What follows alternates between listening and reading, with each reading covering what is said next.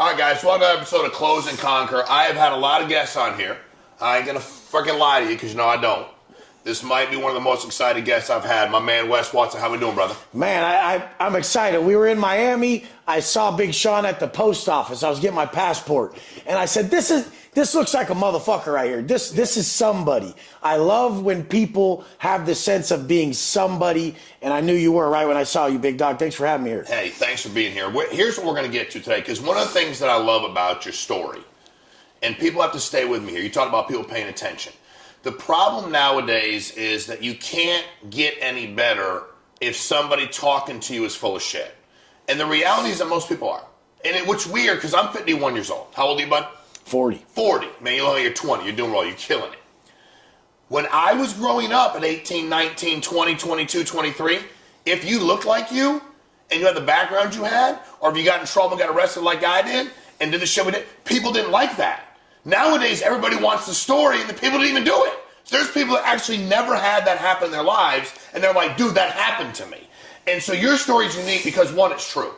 You're killing it. You've created an insane amount of income and wealth. You're doing it for a lot of people, too. And we're going to get real serious today about what fucking people have to do to, because if you're like, hey, dude, I like to watch stuff. I like to listen to it. I don't care if I change my life. You should stop watching right now. You ain't gonna like it. I mean, because that's the deal for me. So, Wes, before we get rolling, talk to me, because your story is unique, man. Talk to me about how you got to where you are. Like, just run me through growing up, you know, you're doing your time, you start a business. They're fucking people that are free. I started a business in prison. In prison. So talk to me about your journey there, and I have some very specific questions about your entrepreneurial Well, journey. I just want to start by saying the biggest thing you'll learn from someone like me and Sean is you guys don't have an education issue. You have an application issue. Everybody knows enough. So stop thinking you need to learn more. And the real smartest people in the world, the people that exist internally, like myself, the people who are truly wise, they know they need to unlearn shit. You guys have learned too much bullshit. But I'm just going to start there. You don't have an education issue. You have an application issue. Start unlearning what all the losers taught you. If you're taking advice from someone who's not in the position you want to be in, you've wasted a lot of fucking time. So I'm going to start there. But 100%, I grew up in Oceanside, San Diego. Okay. Surfer, skater, snowboarder. And we smoked weed. We did drugs. We partied. That was that time, that era where you did coke, you drank, you smoked weed. And I wanted to smoke for free. So I started selling. I mean, I was 11, and I went on a trip with my brother and my grandma to Ohio, and they gave me $100. My parents don't have money. They gave me $100, and I said I lost it. I was shady as a kid. So I said I lost $100, and I had plans of buying some weed when I got back. So I come back with my $100 after the trip, and I buy a quarter ounce, and I'm like 11 or 12.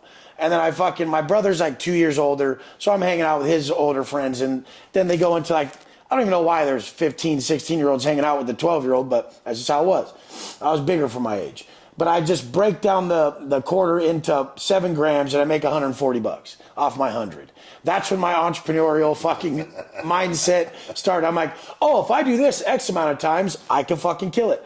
You guys, I've always sold something, and it was something that I always believed in. I believed weed was awesome, so I sold it. Like, I really believed it was. I don't give a fuck how people feel about it. It's just not for me anymore. I like to be really productive. But the whole point is now I sell something that I completely believe in too, and that's the prerequisite for sales. You have to use it. You have to fucking know that it's valuable, and you have to fucking have like the ability to fucking articulate to the other person why there's benefits to it. And I mean, that's just what we do. People don't really care about any part of your business, the systems, all this and all that. They just want the benefits. How does it benefit me if I buy it? So, I mean, that's the point. But growing up, smoking weed, surfing, skating, and living that party life, always looking for chicks, you always wanted to be your best self.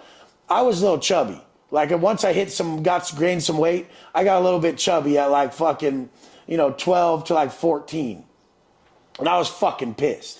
Because I was just smart. At 12 or 14, you were pissed about being fat. I was pissed about being fat. Like, I was angry. Because my brother and my dad would make fun of me and shit. And I'm like, motherfucker, I have to figure this shit out. And I'm cursing God. I'm like, you fucking made me this way? What the fuck? And I started off being very angry about that shit, and it made me drink and smoke more because I wasn't comfortable. And then by about 14, I said, Mom, get in the goddamn car. We're going to Barnes & Noble. Like, I need this book. And I go to the store and I get the Arnold Encyclopedia. And I start researching about bodybuilding, about macros and all this shit. And I mean, I wanted to fucking look like the guys in the book. I didn't want to wear Speedos. It was never a thing of mine. But I wanted to wear normal clothes and be jacked. I don't give a fuck. I truly look up to a lot of bodybuilders because they're disciplined. They're fucking savages. Like, I love discipline. So I started training at 14, and by 15, everyone thought I was on roids or something. And I was basically just taking creatine, and people at my school, they didn't even know what the fuck that was. And I got on my backpack and I'm taking scoopfuls of creatine and down it with water, and my arms are all big now. My waist is small. I learned how to eat. I learned how to get pumped. It was that easy that I turned what I thought were weaknesses into massive strength. My legs were so fat when I was fat that once I cut some weight off them, now they were swole. And my forearms were so thick when I was fatter that when I cut some weight off them, now they were thick and muscular. Like, people don't realize that something that is a perceived weakness will one day be one of their massive strengths. And so that ended up being the same thing with the addiction, with my violence, with everything I possess. Once I harnessed it, it became a huge strength for me. And so going from the weed to bettering myself, well, now I'm like a stud. Like, I hit 16, and I go buy a Chevy Silverado Z71 cash at 16. Like, literally, went in there, it was $47,000. I bought the motherfucker cash, lifted it, all this shit. And then I'm hustling, I'm pushing weight. A couple pounds turn into 10 packs, 20 packs, 50 packs, 100 packs, 500 packs. And I'm getting a British Columbia weed, like the juicy fruits, the cherries, like the fucking the BCs that come in a fucking vacuum seal. They were like $3,000 a pound, and you pull this big nug out of the vacuum seal, put it in the trash can. You're like, oh, $4.48, boom. And then anything extra, I throw in another bag, and I'm taking the top off them. And then so, after I was actually driving my packs for a while and pushing weight, then I started having people drive them for me and work for me. So these fucking kids, they front someone, and so they front this guy, and the guy doesn't pay him back on like a 50 pack or something. He owed a shitload of money. It was like $150,000. A 50 pack is some $3,000 a pound shit. And then so what happens is the guy, he tells him, like, I don't got the fucking money, and fuck your dude. And they're like, don't fucking say that. My dude's a psychopath. Like, and at this time, I'm literally fucking smoking. And you're how old this time? At this time, I'm like 24. Got it. So flash forward, like that stretch of from 16 to 24 is when I just grew in weed. It was really just partying. Like, I got one case of getting caught with like 12 pounds. And then, like, that was 4 years before. I was in a Range Rover, white on white Range Rover, supercharged at the time. And I got pulled over with some work. And then I got out on a work program, and it was nonviolent. So I was out on CWP out of Orange County. So then what happened was I started just pushing more and more weight. People working for me. These kids have a problem with this dude. And then I'm like, they tell him, hey, you don't want to fuck with this guy. Like, literally, I'm like smoking meth at the time too. Really? Like, I even have money. And like the cocaine graduated to meth. And I started doing lines of speed, and they would just last all day. And I would drink vodka out of like this little water bottle would be full of vodka, and I'd just be sipping it like a psychopath with my eyes just big old bugged out circles. And I'm like talking to people, take a drink like that of some fucking vodka while I'm high as fuck on some meth. I put my water bottle down. Someone else comes to grab it. They're like, hey, can I have a drink? I'm like, go ahead. Go ahead, bro. They grab it, down it, and they're just like, oh, what the fuck? Like, you didn't tell me that's vodka? That's crazy. And so, that was a bad time because I was just on a downhill spiral. I was still making good money, still fronting like some packs, and still making, 80, 100 grand a week even. But we were just spending it so stupid, and there was such big hiatuses between the packs we would get that, I mean, that's just the good week. There'd be a bad month where you didn't get shit. So it was like just stupid money like that wasn't consistent. Now this guy hit it at the directly wrong time where everybody's just not paying people back. There's problems in the game. Weed's starting to get legalized. They're starting to do the greenhouse outdoor weed that was beating the price, and sometimes the genetics were better. So then those were going for like 2,600 to 2,800 a pound. So people were just choosing that option more, and growers were being able to. It's a bad fucking time. Bad time. Growers were being able to supply to the people quicker, so it wasn't like a massive distributor to me to someone else. Because the massive distributors from Canada and shit, these guys would trust me with like the biggest shit ever. And so I was just in the middle of some big shit. And then Canadians don't take money back across the border. They're not stupid. They take cocaine back across the border. And I knew the Mexicans. So I'm like, what's up? Like, I can get you the birds. Let's do that. So they come down, they drop off the work. I'm right in the middle. Then the Mexicans give me the birds, the kilos, and they go back up to Canada. Because why would you take money back across? Right. You're going to take some more work back across. And in Canada, the coke went for a shitload. So I mean, these guys were monsters. They had their own islands. They had fucking Blackberries off their own cell phone server. These are people who just don't even exist. They're fucking monstrosities. Yeah. But so then these kids front this dude. The dude's talking shit. I still haven't even fucking admitted I was there. So a lot of people online read my paperwork like a bunch of bitches. So what they do is they pull up my case and they're like, you got caught for beating someone up for 5 pounds of weed. I'm like, or maybe, just maybe, you fucking cop, that you're listening to the fucking victim who snitched. Yeah. So the victim who got his shit handed to him, you know. Went and told on you. Yeah, so the victim who got his shit handed to him went and told on me. And then the co-defendants flipped. And I'm the only one saying, I don't know what the fuck you guys are talking about. Correct. You guys read the paperwork online when people try to act like, when they try to read the paperwork wrong and be like, you beat up someone for 5 pounds? Well, maybe it was 50 pounds, and the guy said it was 5 because he's the only one who talked to police, and I didn't. So how about that, stupid motherfuckers? And then how about maybe I didn't even talk to police, and I got all this time? Maybe you should highlight that. Correct. That I didn't rat, you fucking lame. Which is why I got so much time. Which is why I got so much time and they didn't get shit. But people want to just misconstrue the story because they try to elevate themselves. How much time did you get? Downgrade you. I ended up getting 9 years. So I got sentenced. That I ended up doing the whole time because I got mad time and then I ended up getting extra time from a case in-house. Got it. So I got an in-house case for a shoe term that people even try to talk shit on that about. Like, they try to dissect my life because they want to be the next me. So instead of just telling their story, which didn't work for them, they try to dissect mine. But anyways, I got a 14-month shoe term. That ended up giving me more time, and I ended up doing 10 years. Okay. So I got out 10 years. I got out 35. So you're in prison. Yeah. When did you decide I'm going to run a fucking business from inside? So I started getting phones. So at the start on these bigger yards, level 4 yards, level 3 yards. So at that time, they would start off on like level 4. You drop points, you go to level 3. And then level 3 and level 4 is cell living. Level 2 is dorms.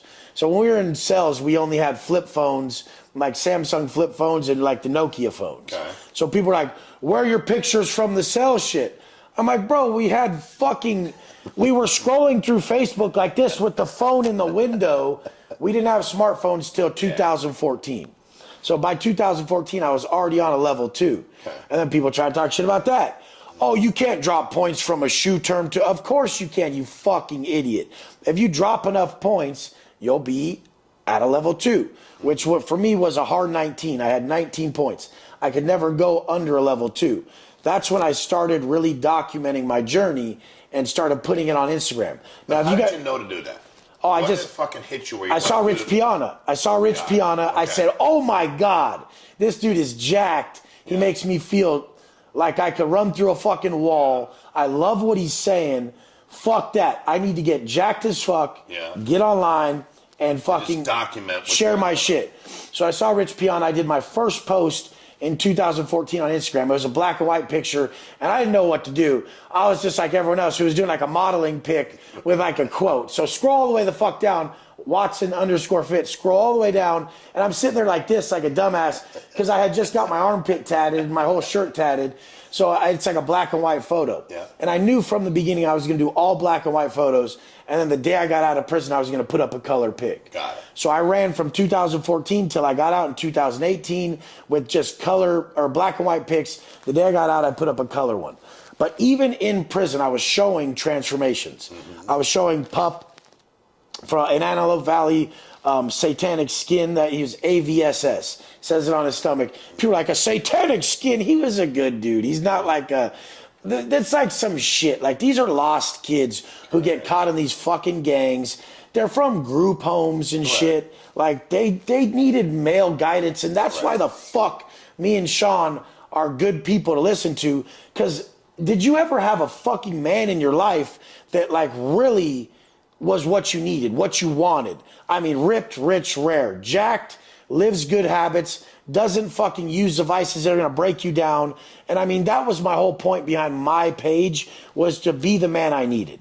Because the men that I looked up to, the man that other people need, the man that I always needed, the man that others would need. Correct. Yeah, 100%. I always just feel like what I want is what other people want. Because I think deep down we all want the same shit. Like, I really don't think our conscience is something we can. I don't think our thoughts are even something that we get to choose. Like, we have self-talk that's aligned with who we are and our habits and what we've become over time. But I really feel like we tap into universal thought, which is like, that's just the voice of the universe, voice of God, that source fucking energy that's telling us what we're supposed to be as men. Mm-hmm. And so I really believe that we tap into thought. We don't even think our own thoughts. And people are like, that's crazy. I'm like, really think about it. Are you fighting what you know is best?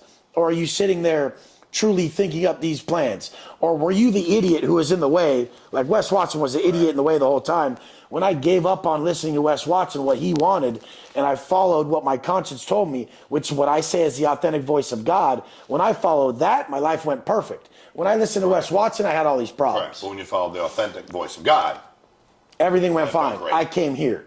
Correct. So this is like a massive journey of just discovering myself. I like to say self-actualization, then self-transcendence. Like, you spend most of your time in a phase of self-actualization, building the best you, and then later you're supposed to give that person to the world. So one morning at like 4 o'clock count, right when 4 o'clock count was coming, I was writing down a quote in my journal, which I did every morning. I've been up at 2:45 every morning for 17 years. So I get up at 2:45 and people would debate that. Why would you do that? And then it'll be a fat guy saying, why would you do that? And I'm like, probably for mental toughness, you fucking marshmallow. Like, I saw a marshmallow the other day saying, why would you wake up at 2:45? I'm my best at 8. I'm like, you're never your best because I'm looking at you, first off. You're not tan. You have no bicep vein. Fucking shut up. But we have different agendas. You're just using my name, and me, I want people to really help people. So the point is I've been up at 2:45 in prison. Why? Well, why 2:45, Wes? So I can get the fuck up and use the fucking bathroom before my celly's up. So I can get up and brush my teeth, use the bathroom before the whole dorm's up. But even in a cell, you don't want to get up and have your celly already on the shitter and you got to go. Like, I have to use the bathroom right when I wake up. I have my coffee, I don't want to wait for the motherfucker. Like, we're going to have a problem. So I just get up at 2:45, I have my coffee, I use the bathroom, I brush my teeth, I'm ready. I'm on my rack reading my book when my celly gets up. And I run that program in out of fucking respect.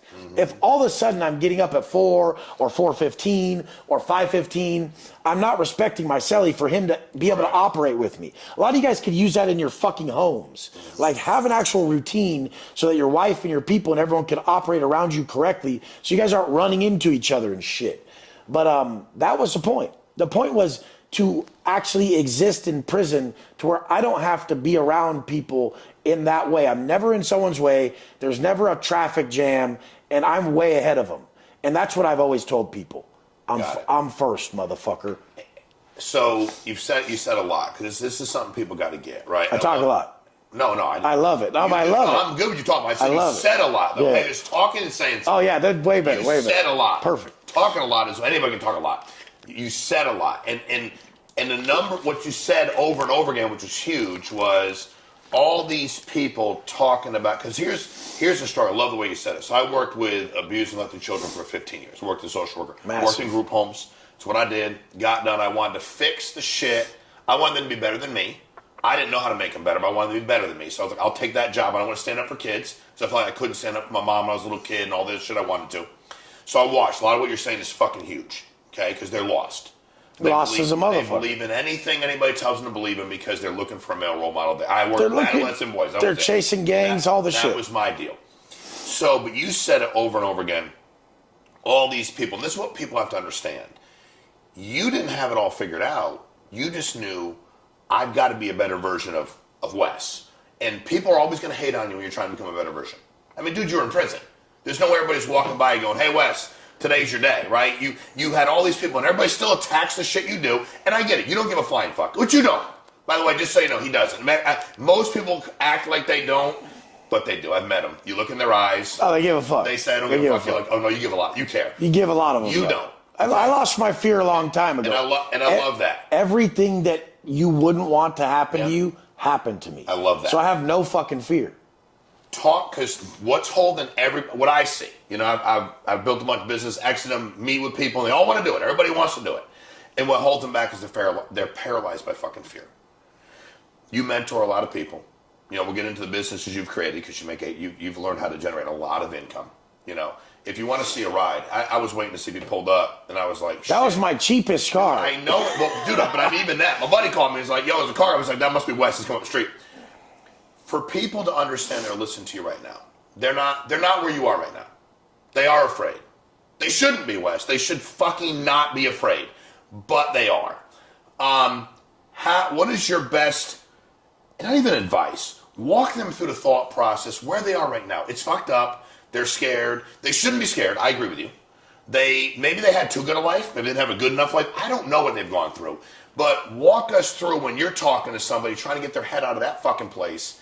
And for them, how did they get it out of there and realize? Just like you mentioned the person in the car. The only fucking way you can flip your identity is to give yourself difficult tasks each day. A difficult set of daily habits will flip one's identity. Right now, they're too weak and they don't believe in themselves. Mm-hmm. Give them 3 months of the difficult ass shit I make them do. They're not going to be able to lie to themselves. This shit's fucking hard. When you do that for 3 months straight, 6 Give me months. Give an example of some of those things. A couple of things you give people. Early ass motherfucking wake up. At least 4 a.m. What time do you see most people wake up? Most people, they're. Fuck, I don't even know. Most of my clients, they start getting up in the 4s. 4 a.m. club is standard. Before they meet you, what time are they getting up? Oh, fuck, they were the 6, 7 o'clock people. Whatever. They get up whenever. On the weekend is this time. The whole thing is there was no structure.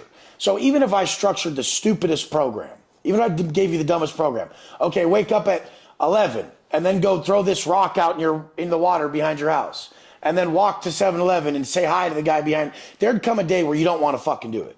So once I've made a program for someone, there's going to come a day they don't want to do it. When they choose to do it when they didn't want to do it, that's when they start to solidify that they're the person who can do what needs to be done. And I'm the person who will do everything that needs to fucking be done. Because I've done all these things I don't want to do for 17 years straight. I'm bulletproof. Like I said, when I was going to say, I get up at 2:45 because I'm first, motherfucker. Mm-hmm. Like, nobody beats me up. I'm first. Fuck you. You're behind me. Mm-hmm. Like, even in prison, I used to stand in front of the door before every movement. Every chow movement, every yard movement, every fucking movement. I would sit there with my cup, with my spoon, with a napkin roll, ready to go to chow, and I'm first in line. And everybody would be like, what the fuck? Why is this guy always got to go first? I would stand there 45 minutes early and just stand there all stoic. I'm first. I go out the door first. This all means stuff to me. This is me personifying what I am. I'm number one. And I've told people before that the hyper success traits of the top people, first thing first, they think they're better than everyone. And people cringe. You're better than everyone? You better think you are. Sean thinks he is. I think 100%. I am. Top people know they're better than everyone. They don't just think it, they fucking know it. You think you're better than everyone. Second is you're never satisfied. That's what keeps a motherfucker still working. Even though dude, people fucking try to sign up for my program and they don't even have 20 grand. If I was down to my last 2 million just in my normal accounts liquid, I would be freaking the fuck out. Like, assets and everything, massive. And still, I just keep $1 million in the checking, $1 million in the savings, UBS accounts, investment accounts, all my cars paid for cash, living way under how much I make a month, and I still trip when I don't have the 2 million sitting there. Yeah. These people are okay with 20 fucking grand sitting there. Mm-hmm. So first thing first, you think you're the best. That's number one. Second is you're never satisfied. And third, you have impulse control. So the more heightened these are, is how you're going to be a higher level person. And the thing is these people have an identity that's so fucking weak because every time they sought out to do something, they quit. Why would they ever believe they're going to finish this endeavor? this next one. So with my content, I like to start people just working on themselves. When they start to stick to what they're working on, then they believe they can start a business. But some of these people think they want to start a coaching business or a business. I'm like, bro, you don't even have $5,000. Why the fuck should someone listen to you? Follow you. Hey, that's my broke ass coach in the corner right there who barely has 50,000. I want my coach to have a fucking jet. I want my coach to have fucking 10 exotic cars. I want my coach to fucking not sweat shit. I want him to look a certain way, act a certain way, have certain things. This is what the fuck I want. But that's why I had to create who the fuck I need to be. Some people come on my program, I'm like, bro, like, you're good at all the systems shit. You need to look better, motherfucker. Yeah. Like, we're online, you dumb motherfucker. Like, it's 2024. You need to look better. You've totally thrown me off. Because I like to tell people, when you're a leader, your weakness is their way out. They want to listen to you, but they're like, God damn, you couldn't lose any fucking weight, bro?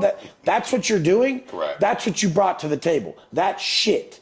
And it's just, all these things are so massive, but I string them together over time when people follow me. So people just need to follow me and not try to drink from a fire hose. Yeah. They need to come learn one thing at a time, apply one thing at a time, and the steps that I have you apply is an early wake up. We read fucking good ass books from real motherfuckers, and we apply what we fucking read, and we actually rewrite in our own words what we're reading. So we're not just plagiarizing and reading for the fuck of it. We're actually retaining knowledge, and then a workout macros. So early wake up, reading and reflection, workout, proper macronutrients for their diet. That's what I start them off on. The thing that we're working on mostly, though, is dropping their vices. Because if they don't get rid of their self-sabotaging behaviors, they're never going to be able to do the work correctly. See, what's funny is you look like I've been sober 23 I love that. years. I'm always hesitant because I don't know, Dude, but I'll still always talk the same shit I know, about motherfuckers. 23 years. Love it. Matter of fact, San Diego, Pacific Beach. Hell yeah. It's a grimy place. Dude, when I was 17, Partyville. 17, bro, me and my buddy, his brother was in the Navy. I remember I grew up with no money. My mom, his subsidized apartment, and my mom had a car. It was a miracle. He had a Mustang GT convertible. I thought it was the coolest shit in the world. So my buddy's like, you want to fly out to San Diego? I was like, why? He's like, it's my buddy Scott. He said, my brother's there in the Navy. Must be a base or some shit out there. All I know, dude, is I woke up. I left him, woke up buck-ass naked in some apartment somewhere. It says before cell phones, you can't. Because I used to love drink tequila. I love cocaine. Black the Never fuck use out. meth. The black the fuck out. Love to smoke crack. But been 23 years. But a lot of stuff you're talking about, Wes, it's funny because I got all these things from different people growing up. I had a dude that was a hardcore dude talking about my substance abuse. He was like, get this shit out of your life. Or Yeah, so you got them from all different sources 100%. and Then put I them found together. Dude was like, it was funny, probably 6 years ago. I was pitching a deal, and a guy looked at me and he said, you ever think you should get in better shape? And I was like, what's that got to do with this? He said, everything. Everything, motherfucker. And it's funny because I was like in good shape, played ball in college, wasn't party, got whatever.